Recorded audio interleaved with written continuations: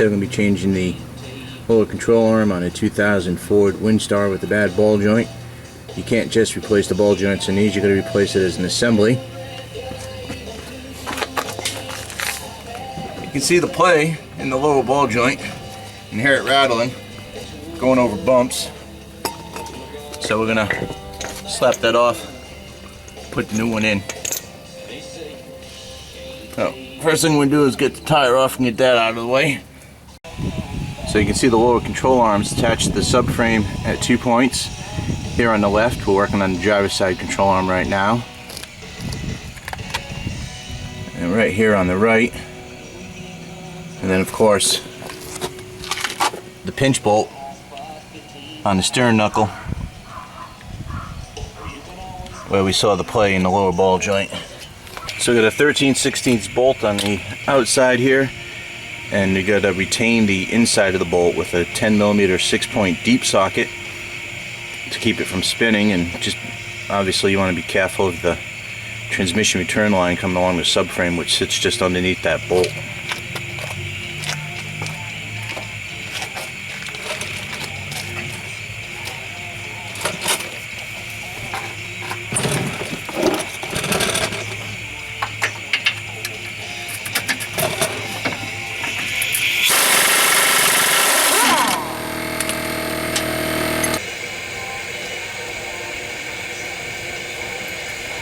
Once that retaining nut is off, and put the nut back on slightly, put the socket back over it and tap it in with the hammer. You don't want to damage the threads on the bolt. So you can get that out the back side.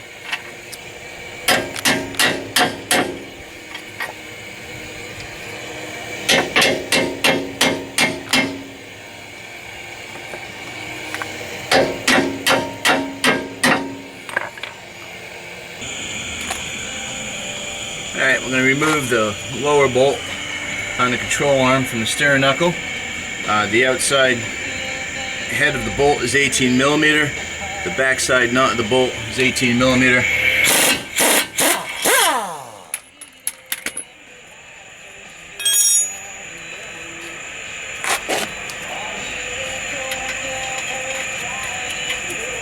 Again, we're going to put the nut back on and tap that bolt out.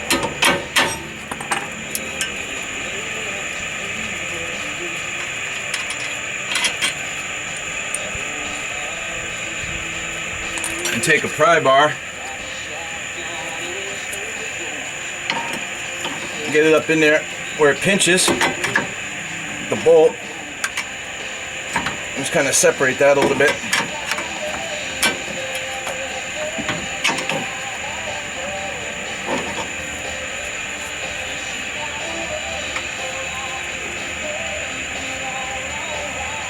Take the pressure off the bolt.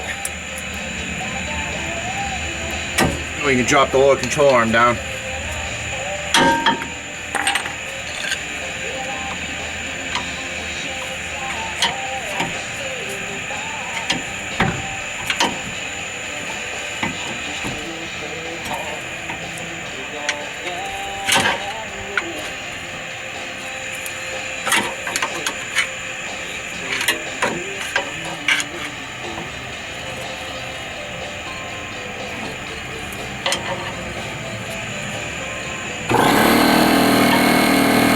Leaky air hose, so my compressor keeps kicking on.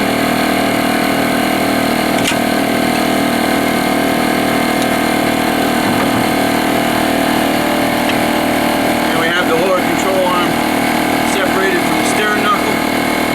Now we're going to do that backside bolt. So before taking the back bolt out of the lower control arm, I removed the stabilizer link. Gives you a little more access to the lower control arm bolt, and as you can see, this part's worn, and I had picked up a replacement part to change it out while I was doing this job.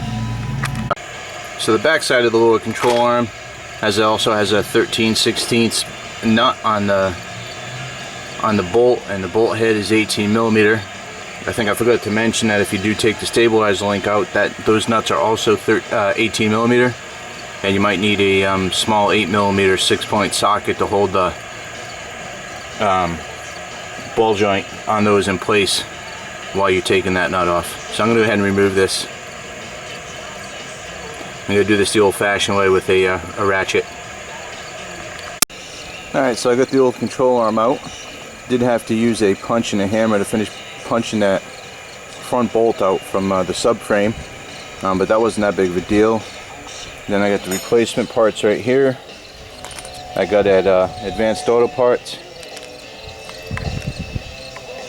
I got Moog replacement control arms. The RK80011 is for the passenger side. The RK80009 is for the driver's side. And I'm going to go ahead and put the driver's side one in.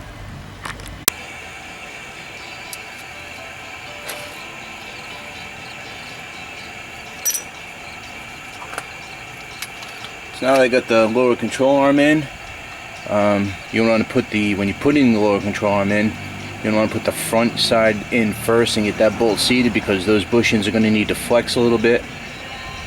I like to lube up the inside of the bushings before I slide the bolts through, just help them slide. You can use some lithium grease, some axle grease. My favorite, WD-40, smells great. Known to cause cancer in the state of California, I'm sure. Everything does, it seems. Then set that last bolt in the rear, and then finally put the ball joint stud up into the steering knuckle. You want to make sure that's seated properly, elsewise you won't be able to get the pinch bolt back in place. Usually when I'm putting parts back in the car that pivot, I like to tighten them to torque specs. So for these rear bolts, we're looking at, the book calls for 98 to 113 foot-pounds, so I'm going to lock these down at an even 100 foot-pounds a piece.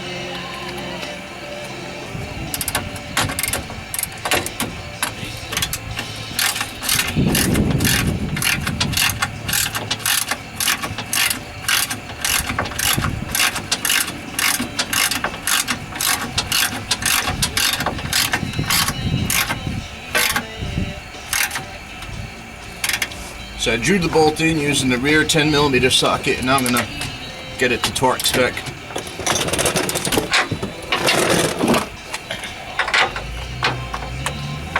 Of course, if I had walking wheels on my creeper, it'd make it easier.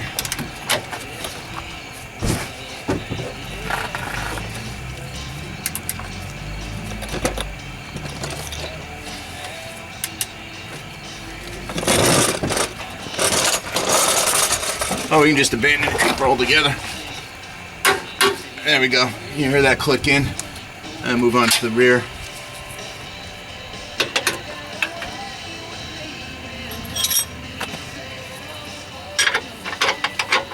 I also like to put some anti-seize on the nuts as I put them onto the bolts, just in case I should ever have to do this in the future. Make them come off easier. These came off fairly easy because we had the subframe recently replaced under warranty. There was a recall on these, and the front subframe and rear axles were rotting out, so we had two brand new ones from Ford about a year ago.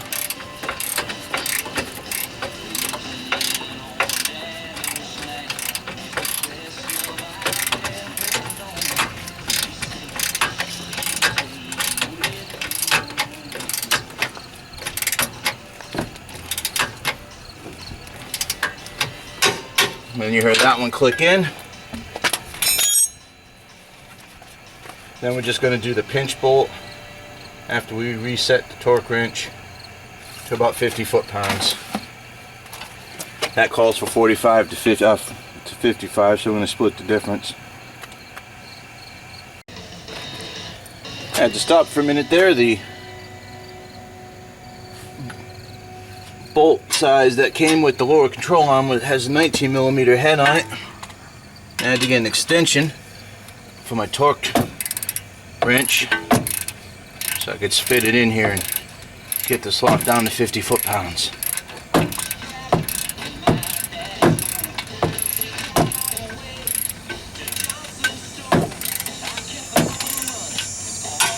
There you go, locked in, 50 foot-pounds. Just going to put that stabilizer link back in. I'm not going to bore you with that. Throw the tire on it and take it for a test drive. I hope you found this video useful. Thanks for watching, and God bless.